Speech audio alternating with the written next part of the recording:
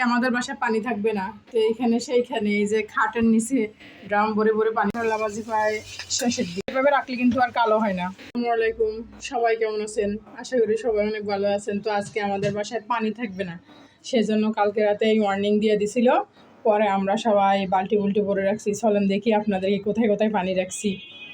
রুমের ভিতরে এখানে এক বালতি পানি ভরে রাখছি।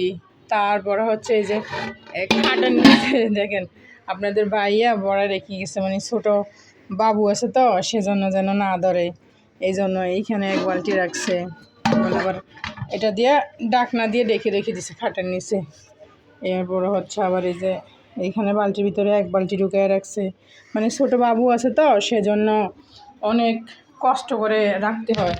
আর হচ্ছে এই যে ড্রাম আছে, ড্রামের ভিতরে এক ড্রাম রাখছে। শহরে কিন্তু পানি না থাকলে অনেক বেশি কষ্ট হয়। আর হচ্ছে মানে রান্না বান্না, খাওয়া দাওয়া, গোসল, তো আজকে সব মানে ঘুম থেকে উঠে আগে কমপ্লিট করছি সব। ফিল্টারে পানি দেওয়া, এই যে ফিল্টারে পানি দেওয়া, তারপরে খাবারের পানি ধরে রাখা, সব কমপ্লিট করে রাখছি। তো আপনাদের ওদিকেও কি আজকে পানি নাই নাকি? মানে ঢাকায় তো দলপুর এলাকায়, যাত্রাবাড়ি এলাকায় আজকে সারাদিন পানি নেই। এদিকে রান্না বান্না চলতেছে। তো মাছ তরকারি কালকে রাতে সুন্দর করে কুটে বেছে একদম মানে হলুদ মরিচ মেখে ধুয়ে ফ্রিজে ডিপে রেখে দিয়েছিলাম। পরে আজকে রান্নার আগে 2-3 ঘন্টা আগে নামায় রাখছি, সুন্দর হয়ে গেছে। এখন এই যে বেজে নিতেছি। তো বাজা অলরেডি শেষ। আর এখানে হচ্ছে এই যে করলা ভাজি করতেছি।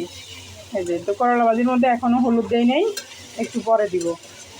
তো আমার ভিডিও যদি আমার ইউটিউবের ভাই বোন একটু সাপোর্ট করে, একটু ভালোবাসা দেয়, তাহলে কিন্তু মানে আগানো সম্ভব।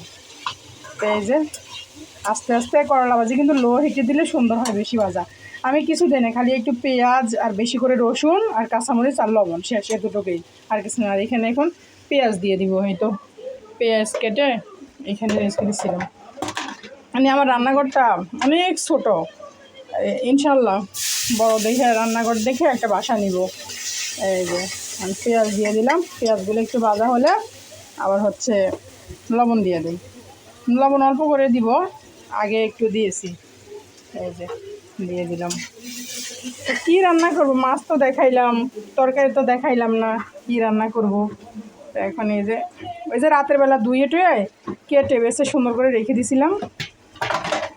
এই যে ইউটিউবে ভিডিও দিলে ক্যামেরাটা মানে মোবাইলটা একটু করে ধরতে হয়, তাহলে ভিডিওটা সুন্দর আসে। কিন্তু আমার মনে নেই, প্রথম ভিডিওগুলো সব আমি করে নিলাম। তো এখন কলা দিয়ে মাছ দিয়ে রান্না করব, সেজন্য কলাগুলো আগে ভাগে কালকে রাতে কেটে সুন্দর করে ধুয়ে হলুদ মেখে রেখেছিলাম, আর একটুও কালো হয়নি। মাছ ভাজা হয়ে গিয়েছে, পেঁয়াজ বেরেস্তাও হয়ে গেছে। ওখানে যে মশলা দিয়ে দিব, এই যে মশলা দিয়ে একটু পানি দিয়ে দিব। তো কি হয় মানে রান্না বান্না করতে কিন্তু আসলে অনেক বেশি কষ্ট আছে, খালি মানে বললে হয় না। রান্নার ভিডিও বানানো বা ব্লগ বানানো অনেক কিন্তু কষ্ট, সবাই চাইলেও কিন্তু পারে না। এখন একটু হলুদ আর একটু গুঁড়ামরিচ দিয়ে দিব, আর এই যে কাঁচামরিচ রেখেছি কয়টা, কাঁচামরিচগুলো দিয়ে দিব। এই যে হয়ে গেছে, একটু হলুদ আর একটু মরিচ দিয়ে দেবো। ক্যামেরাটা বন্ধ করে তো করলাটা একটু সুন্দর করে এখন নাড়াচাড়া দিব, হালকা একটু হলুদ দিয়ে দিলাম। এই তো করলা ভাজি আমার কাছে এত ভালো লাগে, গরম ভাত দিয়ে খাইতে মনে হয় মানে গোস্ত ফেল করলা ভাজির কাছে, এত স্বাদের করলা ভাজি। এই যে এইভাবে আস্তে আস্তে নিব জালে হয়ে যাবে। আর এখানে যে মশলা তো সুন্দর করে কষিয়ে নিলাম। এখন আর একটু কষানি হলে তখন এটা দিয়ে দিব, কলাগুলো দিয়ে দিব।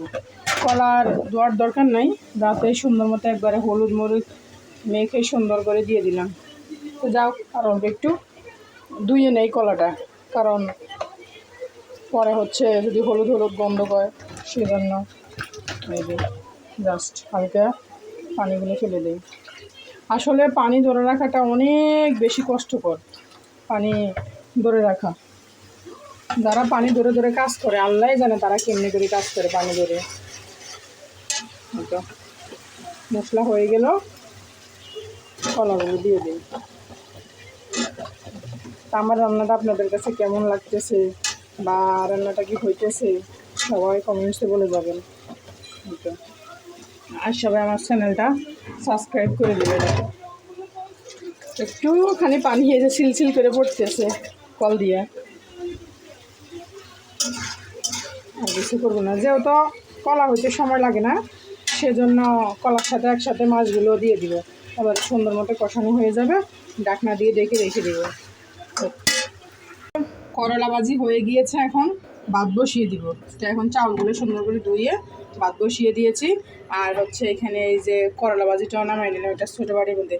আর আপনাদের ভাইয়া এইগুলা কি চাউল আনছে, চাউলগুলো মানে ভাত বলক আসলে 2-1টা বলক গেলেই কিন্তু ভাতগুলো হয়ে যায়।